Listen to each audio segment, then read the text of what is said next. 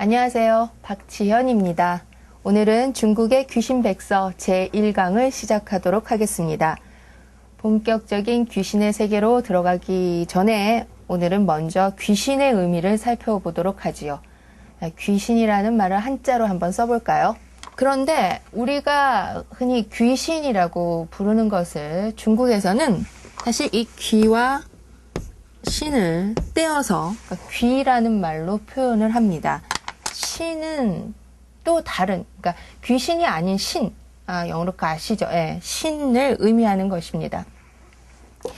가장 오래된 한자인 그 갑골문에서 귀자는, 귀신을 나타내는 이 귀자는 이런 식으로 표현됩니다.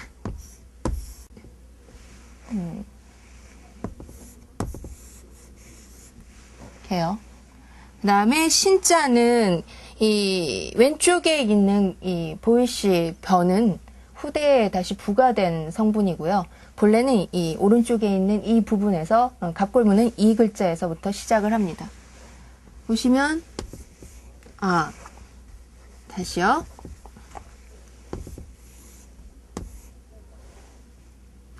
방향이 틀렸네요. 네, 이런 모양입니다.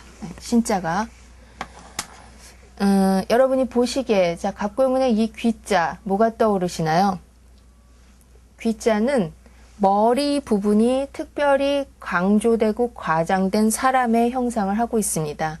그다음에 이 신자는 잘 그려지지는 못했지만 이 신자는 무엇을 형상화하고 있는 것이냐 하면 하늘에 그 번개 치는 모양을 하늘에서 그 번개가 치는 형상을 나타내고 있습니다. 그렇다면 이 갑골문에서 쓰인 이 귀자의 뜻이 오늘날과 같은 그런 그 귀신의 의미였는지, 인간의 어떤 영혼, 혼령을 나타내는 그런 말이었는지, 그것은 사실 아직까지 분명하지 않습니다. 확실한 것은 갑골문에서 이 귀의 의미는 당시 그 갑골문을 기록했던 은나라, 은대, 그 은왕조의 사람들과 적대적 관계에 있었던 또 다른 한 종족, 즉 귀족을 나타내는 말이었습니다. 근데 이게 이 귀라고 하는 말이 그러니까 귀족을 나타내는 것 말고 또 어떤 용례에서 많이 등장을 하냐면요. 바로 이 꿈꾸다, 꿈꿀 몽자와 결합을 해서 귀몽이라는 단어로 갑골문에서 많이 사용이 됐습니다.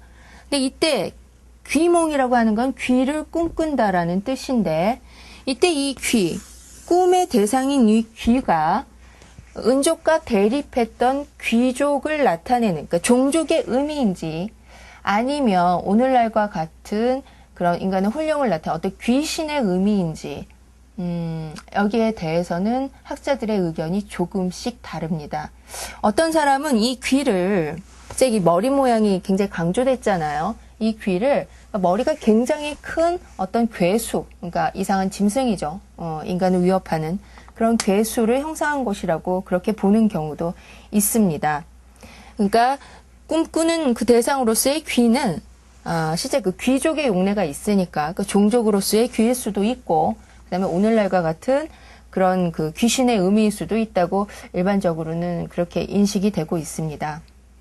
근데 여기에서 보다 더 흥미로운, 그러니까 우리가 좀 주목해야 될 글자는 사실 귀자라기보다는 몽자입니다. 이 몽이라고 하는 글자는요, 무엇을 형상하고 있는 것이냐 하면 눈을 크게 뜨고 누워 있는 사람의 모습을 형상하고 있습니다. 그 갑골문의 글자가 한 글자만 존재하는 게 아니라 여러 가지 다양한 이체들이 있는데 이 몽자의 경우 심지어는 이렇게 놀라서 이렇게 손을 쭉 펴 이렇게 뻗치고 있는 그런 글자도 있거든요. 여기서 눈목은 이제 눈을 나타내는, 그러니까 보통 이런 식으로 표현이 되는데요. 그림에서 이 글자가 옆으로 누워 있는 게 이 몽자의 바로 이 중간 부분이라고 보시면 되겠습니다. 예, 어쨌든 그래서 그 고대 은나라 때의 사람들은 이 몽자의 어떤 상형된 의미를 살펴볼 때 그 고대 은나라 때 사람들은 꿈이라고 하는 것을 어떤 우리 뇌 속에 남아있는 잔상들, 그러니까 이미지의 활동이라고 보지 않고, 뭡니까? 그 낮에는 볼 수 없는 어떤 세계, 즉 정상적인 오감의 인식으로는 접근하거나 캐치할 수 없는 어떤 세계에 대한 특별한 목격이라고 생각했습니다. 이러한 몽의 의미를 생각해 볼 때요. 몽기, 즉 귀몽, 귀신에 대한 꿈이죠. 이 귀몽에서 귀의 실체가 종족으로서의 그 귀인지 아니면 오늘날과 같은 그런 귀신의 의미인지 아니면 어떤 다른 별개의 존재인지 어떤 것을 가리키는 것인가에 대해서는 우리가 그렇게 주의하지 않아도 될 것이라고 생각을 합니다. 왜냐하면요, 이 귀에 대한 꿈은 이 귀의 실체가 무엇을 나타내는 것이든지 간에 악몽인 것이 분명합니다. 왜냐하면 귀를 꿈꾼 다음에는 항상 안 좋은 일들이 일어났거든요. 그 갑골문의 기록에 의하면. 그래서 어쨌든 그것의 실체가 무엇이든 간에 그것이 현실 세계에서 나의 생명을 위협하고 그 다음에 내게 해를 가할 수 있는 바로 이 적대적인 종족으로서의 귀의 어떤 개념하고 이제 꿈의 대상인 귀가 서로 연동되어 있다라는 사실만으로도 우리는 이 은대 사람들이 생각한 귀의 의미가 어떤 것이었는지 충분히 짐작해 볼 수 있다고 하겠습니다. 반면에 이 꿈의 대상인 꿈의 은대 사람들에게 있어 굉장히 중요한 꿈의 대상 중에 하나는 바로 자기들의 조상, 돌아가신, 그러니까 이미 이 세상에 있지 않은 자기 어떤 조상에 대한 그런 꿈인데, 그 꿈은 이 귀에 대한 꿈과는 달리 악몽이 아닙니다. 왜냐하면 그것은 일단 은나라 사람들에 대해서 굉장히 우호적인 어떤 암시나 예언을 의미하는 것이기 때문이죠. 그래서 결론적으로 이 은대 사람들에게 있어 귀는 결국 그러니까 종족으로서 귀이든 아니면 오늘날과 같은 귀신의 의미이든 내가 속하지 않은 다른 세계, 그러니까 조상신은 바로 내가 속한 세계의 그런 존재라고 볼 수가 있고, 내가 속하지 않은 다른 세계, 그런데 그 세계는 언제나 나한테 적대적입니다. 내가 속하지 않은 다른 세계의 존재로서 내게 어떤 굉장히 치명적인 해를 가할 수 있는 그런 해를 가할지 모르는 그런 공포의 대상이었다라고 이렇게 정리할 수 있겠습니다. 이렇듯 은나라 사람들이 생각했던 귀는 상당히 개별적이고 존재론적인 그런 특성을 갖고 있습니다. 오히려 고유명사로서 귀의 의미에 훨씬 가까웠다고 그렇게 볼 수가 있겠죠. 그런데 이러한 귀의 의미가, 고유명사에 훨씬 가까웠던 귀의 의미가 주대에 이르게 되면, 은대 이후에 다음 왕조입니다. 주대에 이르게 되면 오늘날과 같은 보편적인 인간의 혼령을 가리키는 그런 보통명사로 변화하게 됩니다. 그러니까 은대 사람들에게서 이 귀는 나에게 적대적인 그것이 어떤 적대적인 종족일 수도 있고, 아니면 귀신일 수도 있고 한데, 아니면 또 다른 괴수, 아주 이상하고 무서운 그런 짐승일 수도 있지만, 어쨌든 그것은 보편적인 어떤 의미를 갖는 것이라기보다는 내가 속하지 않은 다른 세계의 굉장히 적대적인 존재로서 굉장히 개별화되고 존재론적으로 인식되던 그런 대상이었다고 본다면, 주대에 와서 이 귀, 인간의 혼령이라는 그런 보편적인 의미를 나타내는 이 귀는 그렇게 개별적이고 존재론적인 의미를 갖지 않고 오히려 그거에 비하면 조금 더 추상적이고 그리고 보편적인 의미로 변화가 일어납니다. 근데 이러한 귀 의미의 변화는요, 무엇보다 중요한 것이 은대와 구별되는 주대의 우주관, 그러니까 어떤 세계관의 변화와 밀접한 관련이 있는데요. 그러니까 흔히 주례라고 하는 책 속에 나타나는 주대의 세계관. 근데 사실 이 주례라고 하는 책은 주나라 때에 주공단이 편찬을 했다라고 일반적으로 유학자들은 얘기를 합니다만, 실제로 그것의 진위에 대해서는 옛날부터, 그러니까 전통 시기부터 굉장히 이견이 많았습니다.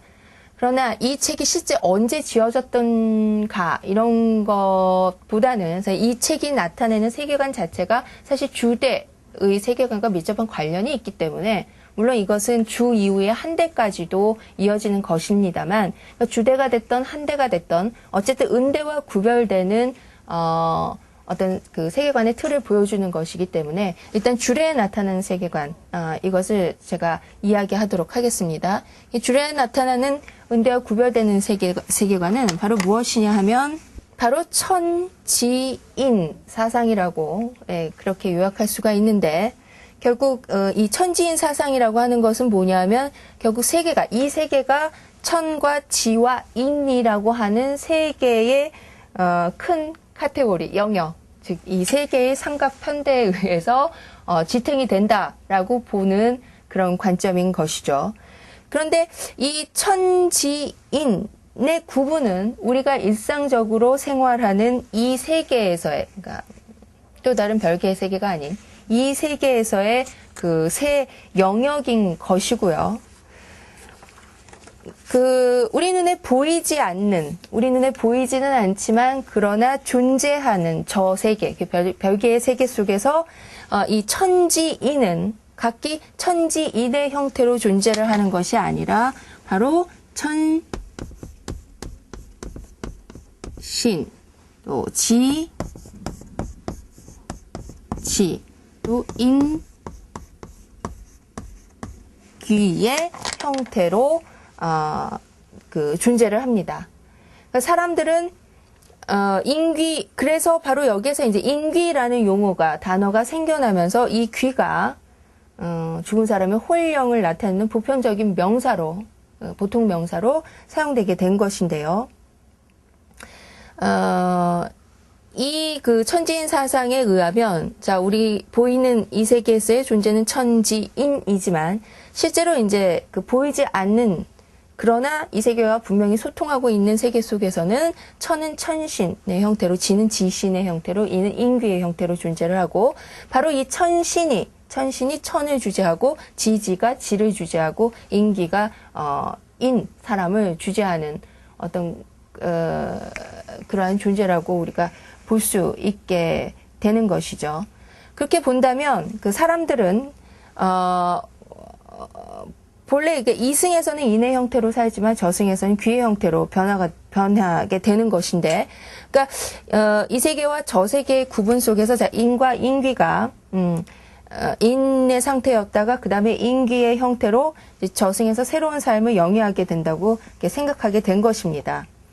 네, 이것은 분명히 은대의 갑골문에서 나타나는 이 귀의 의미가 당시 전쟁의 대상이었던 한 종족의 존재와 연동되어서 굉장히 공포스럽고 실제 나의 생명에 어떤 위협을 가하는 어떤 구체적인 이미지와 구체적인 존재물로 이렇게 형상화됐던 거하고 비교를 해볼 때 굉장히 비교적 철학적이고 그다음에 좀 추상적인 의미로 변화됐다라고 하는 것을 우리가 알 수가 있습니다. 어쨌든 이 천지인, 그리고 천을 주재하는 천신, 그 다음에 땅을 주재하는 지지, 그 다음에 인간의 영혼으로서의 인귀, 이란 천지인 사상의 그런 수립은 결과적으로 주대 이후에 그 사람들로 하여금 이 세계와 구별되는 이 세계와 구별되지만 그러나 보이지 않는 곳에서 서로 소통이 되는 저 세계에 대해서 진지한 관심을 갖고 고민하기 시작하는 그런 계기로 작용을 합니다. 그러니까 인간을 주재하는 인간의 영혼, 인귀라고 하는 것이 어떠한 방식으로 존재를 하는가, 이에 대한 이제 중국인들의 진지한 고민이 시작이 된 것이죠. 바로 여기에서부터 중국의 대표적인 영혼관념이라 할 수 있는, 칠판이 작아서요, 영혼관념이라고 할 수 있는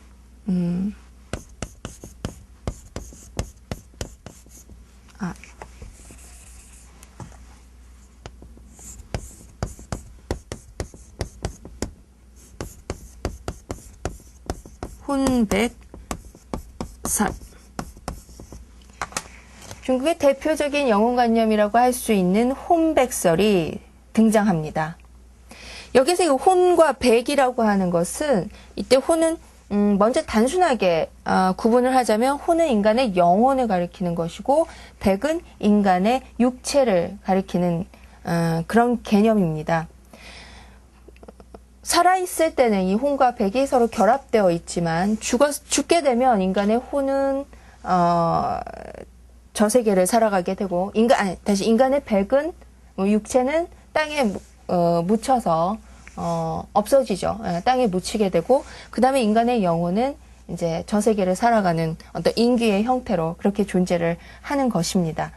그런데 이러한 혼백설이 처음에는 단순히 인간의 영혼과 육체를 서로 구분하는 개념으로 사용이 되다가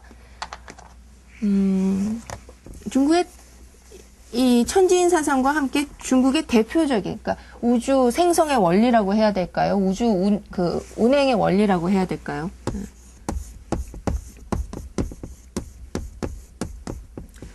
음양설, 그러니까 음양론에 의해서 이 혼백설이 점점점 진화하고 분화하기 시작합니다. 그러면서 단순히 인간의 영혼과 육체로 나뉘어지던 개념에서 훨씬 더 이렇게 뭐라고 할까요? 그 철학적인 그런 성격을 띠게 되는데 음양설에 의해서 혼백설이 어떻게 진화하게 되냐면 단순히 영혼과 육체로 구분되던 개념에서 자, 이 혼은 어떤 혼은 자죠. 혼은 그 양의 성격을 가지는 영혼으로 그리고 백은 음의 성격을 가지는 영혼으로 이렇게 의미가 조금 바뀌게 됩니다. 쉽게 말하면 그러니까 혼과 백이 영혼과 육체가 아니고 둘 다 그 영혼을 나타내는 말인데 혼은 양의 요소, 그 다음에 백은 음의 요소에 해당된다는 것이죠. 다시 말하면 인간의 정신을 주재하는 영혼이 바로 혼인 것이고요. 인간의 육체를 주재하는 영혼은 바로 백이라는 그런 뜻이 됩니다. 인간이 살아있다는 것, 즉 생명을 갖고 움직인다라고 하는 것은 이 영혼의 두 가지 요소, 그러니까 혼과 백의 요소가 조화롭게 결합되어 있는 그런 상태를 지칭하는 것이고요. 죽음이라고 하는 것은 이 둘 사이에 그 조화로운 결합이 분리된 상태, 즉 혼과 백이 서로 떨어진 상태를 떨어지는 상황을 가리키게 되는 것입니다. 그렇다면 자, 영혼과 육체도 아니고요. 그 인간의 영혼에서의 두 개의 구분, 자, 양의 영혼과 음의 영혼, 정신을 주재하는 혼과 육체를 주재하는 백은 인간이 죽고 나면 죽음 이후에 각기 어떻게 되는 걸까요? 혼과 백의 분리가 인간의 죽음을 의미하는 것이라고 했는데 죽음 후에 이 혼과 백은 어떻게 변화하게 되는가? 양의 성질을 가지는 혼은 당연히 어디로 갑니까? 하늘로 올라가고 백의 성질을 가지는 음의 성질을 가지는 백은 당연히 어디로 가죠? 예, 땅으로 돌아가게 됩니다. 그래서 죽은 사람의 혼과 백이 자연스럽게 각기 하늘과 땅으로 나뉘어져서 자연스럽게 흩어지는 상태가 바로 사람들이 생각하는 가장 이상적인 죽음인 것이고요. 그래야만 그 죽은 혼령은 그러니까 그야말로 그 평안한 안식을 맞이하게 되는 것이죠. 그러나 그 사람의 일이라는 게 그 언제나 그렇듯이 가장 이상적인 형태로만 풀리지는 않는 법이죠. 이런저런 이유로 해서 보통 그 인간의 혼령은 우리들의 혼령은 혼과 백 자연스럽게 하늘과 땅으로 흩어져 가지 못하고 이런저런 이유로 이승에 남아 그 주변 사람들의 그 주의를 배회하게 됩니다. 그리고 가끔가다 나타나서 사람들을 기절시키고 놀라게 하는 것이죠. 이러한 그 음양론에 의해서 혼백설이 단순한 그 영혼과 육체를 구분하던 것에서 양의 영혼과 음의 영혼을 가리키는 개념으로 바뀌게 되었다고 지금 제가 계속 말씀을 드렸죠. 이렇게 그 개념의 변화가 일어나면서 예전에 귀와 신, 그 이전에 귀와 신을 구분하던 개념, 즉 귀는 뭐였어요? 자, 인귀. 아까 이쪽에 있었던 삼가편대 천지인이 있다고 할 때, 근데 귀는 사람의 홀령, 인간의 홀령, 영혼을 나타내던 것이었고, 신이라고 하는 것은 천신, 뭐였죠? 하늘을 주재하는, 하늘을 주재하는 신령이죠. 인간의 홀령과 하늘을 주재하는 신령으로 이렇게 두 개가 구분되던 그런 그 귀와 신의 그 의미 경계가 다소 모호해지기 시작했습니다. 왜냐하면 인간의 영혼을 구성하는 두 개의 요소 가운데 바로 그 양의 성격을 가지는 혼이 하늘로 올라가면서 본래 이 신자는 다시 한번 그려야겠네요. 네. 이렇게 이런 형태로 그 하늘에서 번개치는 모양을 형성했던 이 신, 네. 그 하늘에서 그 하늘의 그런 번개 모양을 형성했던 신, 그래서 하늘을 주재하는 신령으로 받아들여졌던 이 그 신의 어떤 개념에 이 혼이라는 요소 때문에 인간의 그 영혼 가운데 양의 요소를 양의 성격을 갖는 이 혼이 하늘로 올라간다고 하지 않았습니까? 그래서 이 혼이 바로 이 신의 개념 속에 끼어들어가게 되는 그런 끼어들어갈 수 있는 그런 여지가 생기게 된 것입니다. 더욱이 그 한나라 한대 이후에는 한나라 이후에는 그 중국에서 도교와 불교와 도교가 이제 점차 이렇게 형성이 되면서 발전이 되게 되는데요. 이러한 그 불교와 도교의 발전으로 인해서 여러 다양한 그런 인물신들이 생겨나게 됩니다.